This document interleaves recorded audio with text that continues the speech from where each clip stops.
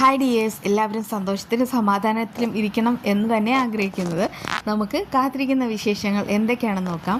ഇന്നത്തെ വേർഷയുടെ പിറന്നാൾ ദിവസം കൂട്ടുകാരികൾ രണ്ടുപേരും അമ്പലത്തിൽ വരുന്ന സമയത്ത് അവിടെ ഒരു സന്യാസി മുത്തശ്ശി പറയുന്നൊരു കാര്യമുണ്ട്. അതായത് കൂട്ടുകാരി ആഗ്രഹിച്ച വിവാഹം തന്നെ നടക്കും, പിന്നെ ചില വിളിച്ചു കളികൾ അതെല്ലാം പുറത്ത് വരാനായിട്ട് പോവുകയാണെന്ന്.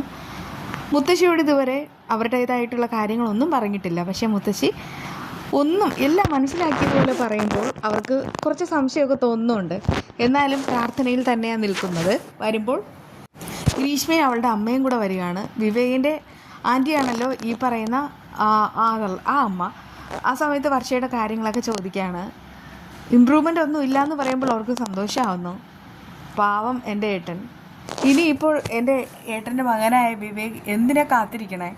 ആ കുട്ടി ഇനി ഒരിക്കലും എഴുന്നേൽക്കില്ല. അതുകൊണ്ട് തന്നെ അവൻ ഇഷ്ടമുള്ള വിവാഹം കഴിച്ച് സുഖമായിട്ടും സ്വസ്ഥമായിട്ടും ജീവിക്കുന്നതാണ് നല്ലത്.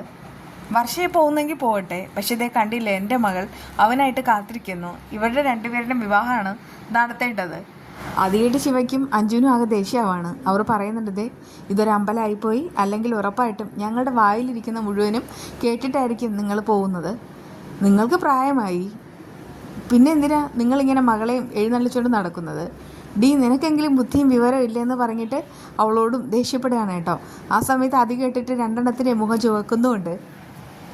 അവരുടെ വീട്ടുകാർക്കില്ലാത്ത സങ്കടം നിങ്ങൾക്ക് വേണ്ടാന്നൊക്കെ പറഞ്ഞ് ഒരു താക്കീതും കൊടുത്തിട്ടാണ് പിള്ളേർ മാസമായി ഡയലോഗ് അടിച്ച് അവിടുന്ന് പോകുന്നത്. ആ സമയത്ത് അവളുമാർക്ക് മുഖത്തടി കിട്ടിയതുപോലെയുള്ള ആ ഒരു ഭാവം അത് കാണുമ്പോൾ നമുക്കായാലും നല്ല ചിരി വരും കേട്ടോ. അതേസമയം വിവേക് ഇങ്ങനെ വരികയാണ്. രാത്രി കാറിൽ വരുന്ന സമയത്ത് ആ രാഘവനാണെങ്കിൽ ചാടുകയാണ് കാറിൻ്റെ ഫ്രണ്ടിലേക്ക്. സാറേ, ഒന്ന് ഇറങ്ങണേ സാറേ, എനിക്ക് സാറിനോട് ചില പ്രധാനപ്പെട്ട കാര്യങ്ങൾ പറയാനുണ്ട്. ഞാൻ പറയുന്ന കാര്യങ്ങൾ കേട്ടിട്ട് മാത്രം സാർ ഇവിടെ നിന്ന് പോയാൽ മതി, അല്ലെങ്കിൽ സാറിന് ഇവിടെ നിന്ന് ഒരിക്കലും പോകാൻ പറ്റില്ല, അങ്ങനെയൊക്കെ പറഞ്ഞിട്ട് അയാളാണെങ്കിൽ വട്ടം ചാടുന്നു.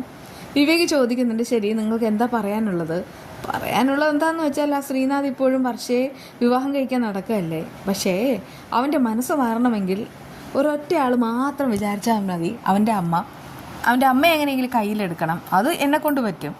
അങ്ങനെ ആയിക്കഴിഞ്ഞാൽ അവൻ്റെ വിവാഹം ആദ്യം നടക്കും, പിന്നെ പ്രശ്നമൊന്നുമില്ലല്ലോ. പക്ഷേ എനിക്കാണെങ്കിൽ മോൻ കുറച്ച് പണം തരണം. അങ്ങനെ പണം കിട്ടിയാൽ ഉറപ്പായിട്ടും ഞാൻ ഈ കാര്യങ്ങളെല്ലാം ഭംഗിയായിട്ട് നടത്തിക്കോളാം. അത് കേട്ട് വിവേകിന് ദേഷ്യമാണ്. ഇനി മേലാൽ എൻ്റെ വർഷയുടെ പേരും പറഞ്ഞിട്ട് നിങ്ങൾ കച്ചവടം നടത്തരുത്, അങ്ങനെ എങ്ങനെ സംഭവിച്ചാൽ നിങ്ങളുടെ കാര്യത്തിൽ ഞാനൊരു തീരുമാനം ഉണ്ടാക്കും എന്നും പറഞ്ഞിട്ടാണെങ്കിൽ നല്ല ഡോസ് കൊടുക്കാനായിട്ടോ. തല്ലുമെന്നാകുമ്പോൾ അയാൾ പറയുന്നുണ്ട്, ശരി, ഞാൻ ഈ കാര്യങ്ങളിലൊന്നും ഇടപെടുന്നില്ലേ മോളെ വർഷേ എന്നൊക്കെ ഇങ്ങനെ പറഞ്ഞിട്ട് പതിവ് പോലെ ചളിയൊക്കെ അടിച്ചിട്ട് അയാളാണെങ്കിൽ അവിടെ നിന്ന് പോവാണ് കേട്ടോ. അമ്പലത്തിൽ നിന്ന് കൂട്ടുകാരികൾ വരുന്ന സമയത്ത് അഭിരാമിയാണെങ്കിൽ ലിപ്സ്റ്റിക് കൊണ്ട് ചുണ്ട് വരച്ചും കണ്ണിലാണെങ്കിൽ കരിമഷിയുണ്ടും പിന്നെ ഒരു പൊട്ടൊക്കെ വെച്ചിട്ട് വർഷയെ സുന്ദരിയായിട്ട് കിടത്തിയിട്ടുണ്ട്. അത് കണ്ടിട്ട് കൂട്ടുകാരികൾ സന്തോഷമാവുന്നു.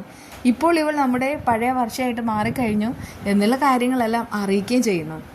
അമ്പലത്തിലെ പ്രസാദം തൊട്ടു കൊടുക്കുന്നു. അങ്ങനെയൊക്കെ സംസാരിക്കുന്ന സമയത്താണ് വിവേകിൻ്റെ വരവ്. വിവേക് വന്നിട്ട് പറയുന്നുണ്ട്, ഞാൻ ഒരു ബർത്ത്ഡേക്ക് വേണ്ടിയിട്ട് ഒരു സർപ്രൈസ് കൊണ്ടുവന്നിട്ടുണ്ട്, ഒരു ഡ്രസ്സ് എന്ന് പറഞ്ഞിട്ട് അവിടെ പോയി ഇരുന്നിട്ട് ആ ഒരു ഡ്രസ്സാണെങ്കിൽ വർഷയെ തൊടുവിക്കാണ് കേട്ടോ. അപ്പോഴും വർഷ യാതൊരുവിധ ഭാവഭേദങ്ങൾ ഒന്നുമില്ലാതെ അവരെ നോക്കിക്കിടക്കുകയാണെന്ന് പറയാൻ പറ്റില്ല. ഇങ്ങനെ എന്തിലോ ഒന്ന് ചുമരിലേക്ക് ഇങ്ങനെ നോക്കി അങ്ങനെ കിടക്കുന്നുണ്ട്. സാധാരണ കോമ സ്റ്റേജിൽ ഒരാൾ കിടക്കുന്ന പോലെ തന്നെ അവളുടെ ഭാവവും. അങ്ങനെ ആ ഒരു ഡ്രസ്സും കാര്യങ്ങളെല്ലാം വിവേക് കാണിക്കുന്നുണ്ട്. നീ അന്നത്തെ ആ ഒരു പിറന്നാൾ നിനക്ക് ഓർമ്മയുണ്ടോ? അന്ന് നീ പറഞ്ഞതാണ് അടുത്ത പിറന്നാൾ നമുക്ക് ഒരുമിച്ച് ഉണ്ടാവുമെന്ന്. പക്ഷേ ഇതേ കണ്ടില്ലേ എന്ന് പറഞ്ഞിട്ട് സങ്കടപ്പെടുകയാണ്. അപ്പോഴാണ് അത് കണ്ടുകൊണ്ട് ശരത്തും കാവ്യം വരുന്നത്. അവരിങ്ങനെ ആശ്വസിപ്പിക്കുന്നു. എന്താ വിവേക്, എല്ലാം ശരിയാവുമെന്ന് ഞങ്ങൾ പറഞ്ഞതല്ലേ. എല്ലാം ശരിയാകാൻ വേണ്ടിയിട്ട് ശരിയാക്കാനും ഞങ്ങൾ എപ്പോഴും കൂടെ തന്നെ ഉണ്ടെന്ന് പറയുമ്പോൾ വിവേക് ഒന്ന് നോക്കുകയാണ്. ആ സമയത്ത് അർജൻറ്റായിട്ടൊരു കോൾ വരുന്നു. അതുകൊണ്ട് തന്നെ ആളാണെങ്കിൽ അവിടെ നിന്ന് ഫോണുമായിട്ട് ഒന്ന് മാറി നിൽക്കുകയാണ്. അതിനിടയ്ക്ക് തന്നെ കേക്ക് കട്ട് ചെയ്യാനുള്ളതെല്ലാം അവിടെ സെറ്റാക്കുന്നുമുണ്ട്. അപ്പോഴേക്കും കേക്ക് കൊണ്ടുവരുന്ന സമയത്ത് ആ ഒരു മെഴുകുതിരി ഊതി അണയ്ക്കുന്ന വിവേകാണ്. എന്നിട്ട് വർഷയുടെ കൈയും പിടിച്ചിട്ട് കേക്കൊക്കെ കട്ട് ചെയ്യുന്നു, എല്ലാവർക്കും കൊടുക്കുന്നു. കൂട്ടത്തിൽ വർഷയുടെ ചുണ്ടിലും ഒരല്പം വിവേക് തന്നെയാണ് കേക്ക് മുറിച്ച് വയ്ക്കുന്നത്. അങ്ങനെ അവരെല്ലാവരും ആസ്വദിച്ച് അവിടെ നിന്ന് കഴിക്കുന്നുമുണ്ട്. അങ്ങനെ കഴിച്ചതിന് ശേഷം ഈ വിവേകാണെങ്കിൽ ഒരു അത്യാവശ്യമുണ്ട് എന്നും പറഞ്ഞിട്ട് നേരെ പുറത്തേക്ക് പോവാണേ. പക്ഷേ വിവേക് പോകുന്നത് ഒരു പ്രിൻസിപ്പലിനെ കാണാനാണ്. അതായത് നമ്മുടെ ആർച്ചമോളില്ലേ, ആ കുട്ടി സ്കൂളിൽ പഠിക്കുന്ന പ്രിൻസിപ്പൾ. അപ്പോൾ അവിടെ പോകുന്ന സമയത്ത് പ്രിൻസിപ്പലിനോട് പറയുന്നുണ്ട് ആർച്ചയെ കാണണമെന്ന്. അവളുടെ പേരൻസിൻ്റെ ഉത്തരവാദിത്വത്തിലല്ലാതെ കാണാൻ പറ്റില്ല എന്നുള്ള കാര്യങ്ങളൊക്കെ അവരെ അറിയിക്കുന്നുണ്ട്. അത് കേട്ട് അവൻ ബാക്കിയുള്ള കഥകൾ കൂടെ പറയാണ്. അതെ, ആർച്ചയെ സ്വന്തം മകളെ പോലെ കണ്ട ഒരു കുട്ടിയുണ്ട്, വർഷ. അവളിപ്പോൾ കോമാ സ്റ്റേജിലാണ്. അവളെ പക്ഷേ ജീവിതത്തിലേക്ക് തിരിച്ചു കൊണ്ടുവരാൻ ഈ പറയുന്ന ആർച്ചയ്ക്ക് കഴിയും, എനിക്ക് ഉറപ്പാണ്. അതുകൊണ്ടാണ് ഞാൻ അവളെ കാണണമെന്ന് വാശി പിടിക്കുന്നത്. അത് കേട്ട് പ്രിൻസിപ്പൾ പറയുന്നുണ്ട്, ഒരു കാര്യം ചെയ്യാം, സ്കൂൾ റെക്കോർഡ്സിൽ നിന്ന് അവളുടെ ഇപ്പോഴത്തെ അഡ്രസ്സ് തപ്പി പിടിക്കാം, അതിൽ മൊബൈൽ നമ്പറും കാണും. നിങ്ങളായിട്ട് തന്നെ ആ കുട്ടിയുടെ പേരൻറ്റിനോട് അഭിപ്രായം ചോദിക്കുക. അവർക്ക് പൂർണ്ണ താല്പര്യം ഉണ്ടെങ്കിൽ നമുക്ക് വേറെ പ്രശ്നമില്ല.